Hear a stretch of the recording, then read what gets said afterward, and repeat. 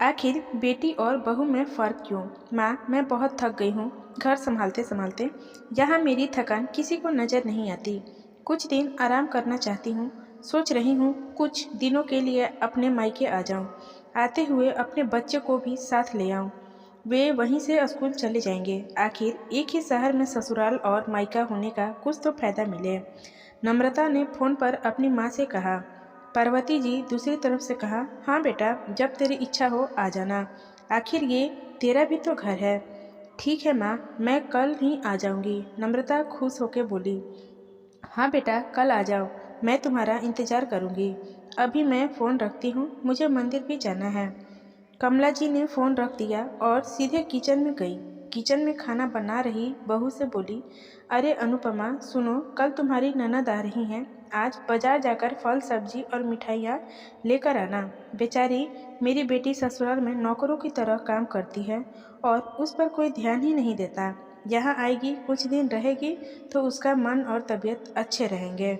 सास के मुंह से ऐसी बातें सुनकर अनुपमा का चेहरा उतर गया।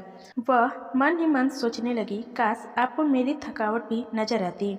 मैं भी दिन रात झाड़ू पोछा, बर्तन, खाना बनाना, मार्केट जाना और हर वह काम करती हूँ जिससे हमारे परिवार वालों को कोई दिक्कत ना हो। काश आप मुझ पर भी ध्यान दे पाती।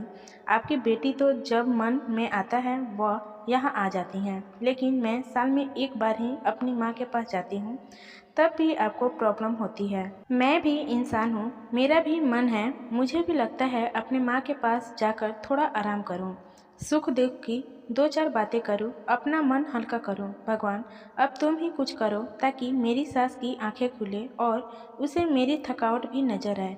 शाम तक भगवान ने जैसे अनुपमा की सुन ली और उसकी ननद का फ़ोन आया। ननद ने अपनी माँ से कहा कि उसकी सास ने उसे मायके आने के लिए मना कर दिया है, इसलिए इस बार वो नहीं आ सकती। पार्वती जी बोली, ऐसे कैसे मना कर दिया? पहले तो कभी वह तुम्हें आने के लिए नहीं रोकती थी, इस बार भला क्या हो गया? लाओ मेरी बात कराओ उनसे, मैं समझाती हूँ।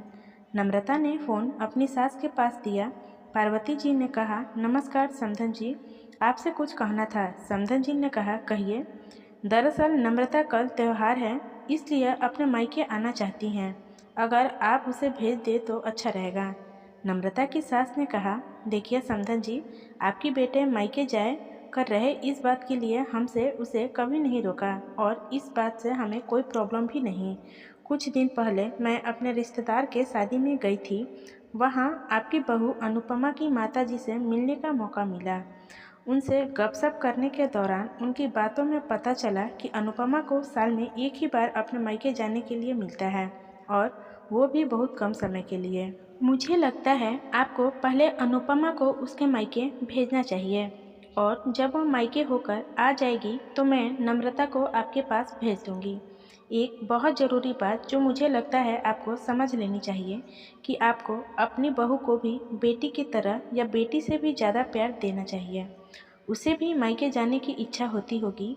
हो सकता है नम्रता के वहाँ आने से उसकी आवभगत करने के लिए आप उसे उसके मायके नहीं भेजती होंगी, या फिर वह आपसे कुछ कहने में अभी डरती हो। अगर आप उसको घर में ही कैद रखेंगी तो एक दिन ऐसा आएगा जब वह आपके खिलाफ बोलेगी या बोलने लगेगी, फिर वह आपको सुनेगी भी नहीं। जब आप चाहे तब अपने मायके जाएगी।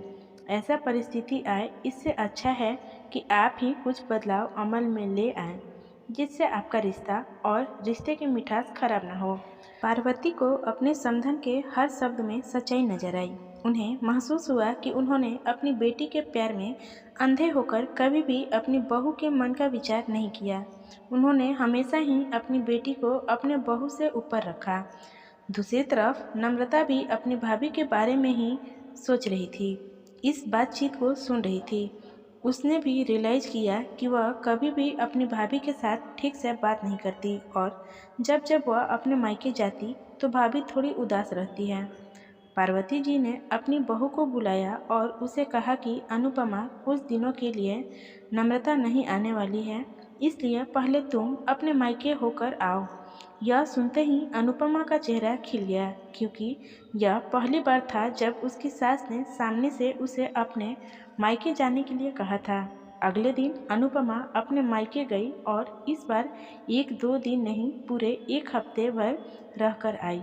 अपने माँ बाप से, अपने रिश्तेदारों से मिलकर आई और जब वह लौटकर आई तो उसका चेहरा खिला हुआ था। उसकी आंखें चमक रही थी। अनुपमा के आने के बाद नम्रता भी अपने मायके आई और इस बार वो खुद सामने से अपनी भाभी से खुशी खुशी मिली और अच्छे से बात की।